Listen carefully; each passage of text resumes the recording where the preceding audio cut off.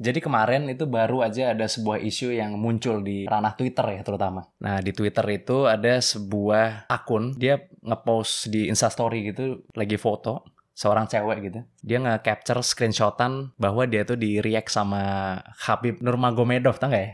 Khabib Ya, Nurmagomedov. yang tuh yang apa? Bukan tinju ya, apa namanya?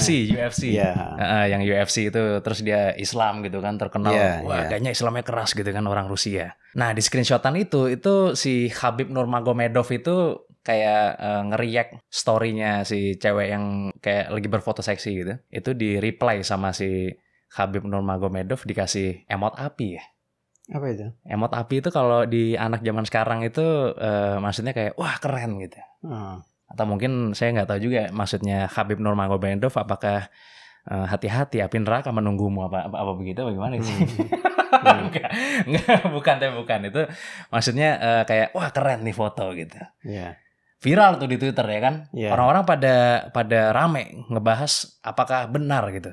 Seorang Khabib Nurmagomedov yang adalah seorang fighter yang katanya wah sangat taat sekali ya kan dengan agamanya, tapi mereply dengan emoji api gitu yang biasanya digunakan untuk flirting kalau sama anak zaman sekarang. Terus habis itu ya netizen banyak mencari tahu lah sebenarnya bener apa enggak sih gitu kan. Tapi ya tweetnya udah keburu viral duluan gitu, yang lihat udah sampai jutaan orang lah. Banyak yang meledek. Banyak juga yang meragukan gitu apakah ini benar gitu kan. Nah ternyata setelah dicari tahu lebih lanjut, ternyata itu editan ya ternyata. Tapi tweetnya udah terlanjur rame gitu. Semua orang udah menyangka bahwa wah bener nih Khabib Nurmagomedov ternyata mesum nih ternyata gitu ya. Tapi pas dicari tahu itu editan. Editan dari salah satu postingan di mana Khabib Nurmagomedov itu ngasih api juga, tapi ke temennya namanya Islam Makhachev. Sebenarnya jadi yang dikasih api itu bukan si orang Indonesia ini, bukan si cewek Indonesia ini gitu. Nama yang sudah terlanjur tercemar ya kan, walaupun beritanya tidak benar. Itu keadaan sosial media saat ini sih ya. Gimana menurut saya? Ya memang orang tidak boleh terlalu bermain-main dalam mengupload data atau foto dan sebagainya ya. Karena itu berisiko, itu bisa-bisa nanti dituntut dia itu kalau begitu. Karena membuat berita bohong gitulah seolah-olah ya kan. Ya jadi ini dari sisi mana nih? Ada dua sisi kan. Satu dari sisi orang yang mengupload itu gambar ya kan, dan yang kedua dari sisi para netizen yang melihat gambar itu. Kalau dari sisi orang yang mengupload gambar, ya orang kalau setiap kali mau ngirim gambar ya kan atau tulisan itu mesti dicek betul. Ini kalau berita misalnya berita ini benar apa enggak kan gitu. Jangan langsung reaktif ya maksudnya ya. Iya, ya kan. Nah, berita ini benar apa enggak itu penting ya kan. Bukan hanya masalah hoax dan tidak, tapi layak apa enggak itu. Kedua juga orang yang dari segi orang yang mengupload foto itu ya, foto atau berita-berita, dia harus memperhatikan betul kesahihan dari fotonya ya, atau perlunya apa. Kan banyak di internet itu hal-hal yang tidak perlu diupload tapi diupload semua orang. Oh gitu ya? Ya. Contohnya apa emang?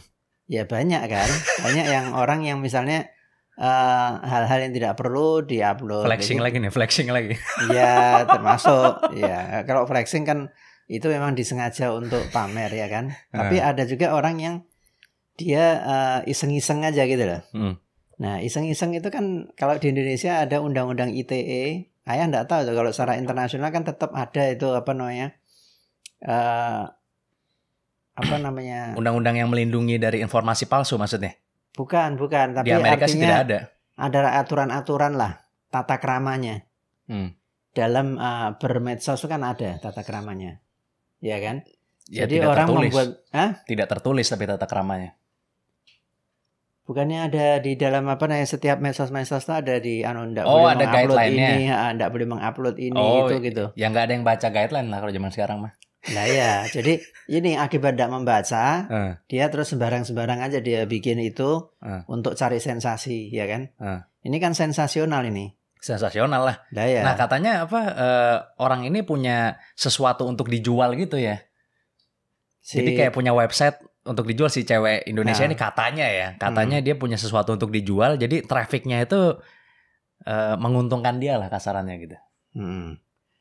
Ya, itu kan menguntungkan tapi sangat berisiko. Karena melanggar tata krama dalam bermedsos. Ya kan? Orang kan apalagi seperti itu kan, kalau di Indonesia itu dianggapnya sudah memfitnah itu. Ya kan? Ayah enggak tahu kalau peraturan internasional itu sejauh mana orang yang melanggar seperti itu sejauh mana gitu sanksinya. Kalau di Rusia nggak tahu ya, tapi kalau di Amerika sih bebas itu. Iya. Ini kan kalau Khabib kan di Rusia soalnya kan. Iya, tapi kan ya dia tinggal di Rusia gitu. Orang Rusia dia. Orang Rusia. Sekarang kayaknya lagi di Amerika deh, baru buka gym atau apa gitu. Iya. Ya jadi itu kalau komentarnya Ayah ya, orang supaya berhati-hati dalam medsos ini mengirim data apa. Karena Ayah juga sering itu ada orang berita-berita hoax itu dikirim begitu aja, ndak pakai dilihat sama sekali, padahal ndak masuk akal. Soalnya biasanya gini, beritanya itu dibalut gimana caranya supaya memercikan emosi sehingga orang langsung reaktif kan kalau emosional. Iya, betul. Biasanya ciri-ciri berita hoax salah satunya itu tuh. Iya. Apalagi kalau sudah di dalam itunya teruskan demi untuk perjuangan kita dan sebagainya gitu. Ya, orang-orang kadang-kadang begitu. Waspada gitu depannya gitu. Beritahukan kepada keluargamu, kepada teman-temanmu dan sebagainya. Itu kadang-kadang kita terus begitu lihat itu, wah iya nih saya mesti kasih tahu ini kepada teman-teman saya, kepada keluarga dan sebagainya. Nah sehingga akibatnya ya ke depan Ayah enggak tahu ini nanti dengan peristiwa ini akan terjadi apa, enggak tahu, tapi pasti bisa terjadi tuntutan itu. Sebenarnya udah banyak sih, maksudnya kejadian-kejadian seperti ini gitu ya. Iya memang. Udah banyak sekali, bahkan yang dalam negeri juga ada ya kan. Iya. Tapi kalau dari luar negeri nggak tahu deh gimana. Soalnya kan Khabib sendiri juga udah punya istri juga sebenarnya kan. Iya. Ya kan. Mungkin tuh mengganggu Khabib juga kalau misalnya sampai worldwide gitu. Kalau nggak salah dia orangnya dalam beragama juga termasuk taatnya. Taat beragama, pasti dia nggak nyaman dengan seperti itu. Kalau memang itu benar maksudnya tidak terjadi, ya dia pasti tidak nyaman kan. Iya. Nanti kan di masa depan kan kemungkinan akan semakin sulit kita memisahkan mana informasi yang benar, mana informasi yang salah sebetulnya kan. Dan kalau misalnya menggunakan hukum, kalau menurut aku sih kayaknya nggak bisa deh dibendung kalau dengan menggunakan hukum aja gitu. Kayaknya cara paling benar untuk membendung ya dari diri kita sendiri gitu. Ketika kita menerima informasi, ya jangan langsung ditelan, jangan langsung reaktif, kita cari tahu dulu lebih lanjut ya kan. Itu sih yang penting sih, cari tahu lebih lanjut sih. Iya. Jadi yang nomor satu yang paling penting dilihat sumbernya. Jadi yang Ayah banyak lihat tuh tentang kesehatan misalnya ya. Itu kan banyak berita-berita bohong tentang kesehatan. Iya kan? Iya banyak gitu. Yang keluar dari dokter aja ada ya. Ada juga dokter yang ilmunya terlalu minim gitu. Dia bikin pemahaman-pemahaman yang ekstrim, bertolak belakang dengan pemahaman dokter pada umumnya misalnya gitu kan. Ya itu kita kalau ada berita-berita gitu, itu kita lihat dulu sumbernya ini kira-kira bisa dipercaya apa enggak gitu loh. Kalau sumbernya ini memiliki kredibilitas yang jelek atau misalnya tidak jelas, ya kita jangan terima, jangan diambil itu pandangan-pandangan dia. Ya ada orang yang begitu kan, misalnya menceritakan tentang bagaimana menyerang produk-produk tertentu misalnya ya kan. Ada juga itu. Ya kita lihat sumbernya itu tadi. Kemudian yang kedua juga tanyakan ya. Jadi tanyakan kepada orang yang punya kemampuan untuk menganalisa berita-berita itu gitu. Apalagi yang menyangkut pengetahuan. Sekarang ini sudah banyak sekali yang menyesatkan itu, pengetahuan itu yang ya itu Ayah yang banyak perhatikan tentang kesehatan itu. Sehingga itu berbahaya, sebetulnya sudah sampai titik berbahaya. Ya sama kita harus cari tahu sendiri ya, maksudnya misalnya kita menemukan informasi, wah ini apakah benar atau tidak nih, misalnya kita bimbang. Ya kita cari tahu dulu gitu ya. Ke sumber yang bisa dipercaya. Iya benar. Minimal 2-3 sumber sih kalau aku. Ya. Contohnya misalnya sekarang gini ya. Mengenai pengobatan herbal. Yang banyak sekali di dalam internet itu.